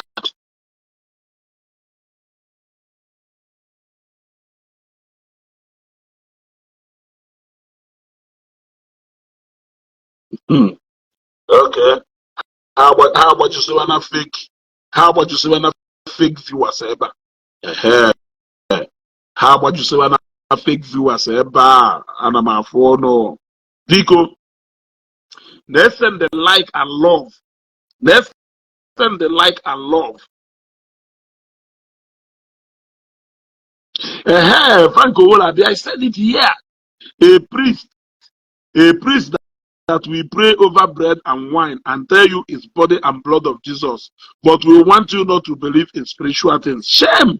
I said it here. I said it here. It's a no mado. Yeah? This is even Jisho. This is because send the your request again or they comment and welcome all in. Yeah? Ije no can de father and if a million saw Ije no can de Anglican and they made a lot of things which are spiritual.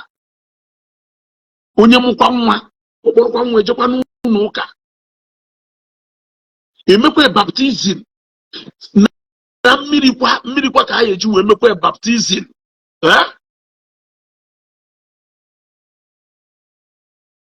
Ndoka keka to tell you that na nne na nna gị na ụmụnne gị niile ya to bury this night. Matthias times 10 mewepụ na page at this night. You will be here.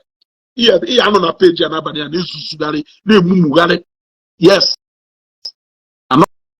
in the rig of either insult people's parents. But for you to insult my parents and wish them bad, you have already insulted your parents. And then you go hanando. If you were Matthias times 10, justice passed over. We will await the burial. On that note,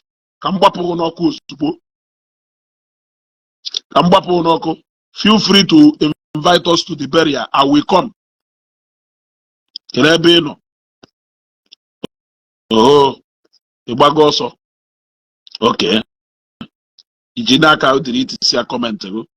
Blocked. Ijinaka delete see a comment. Eh? Arinze nwafo. Arinze nwafo. If you wezu kamgbapu agbago ozugbo.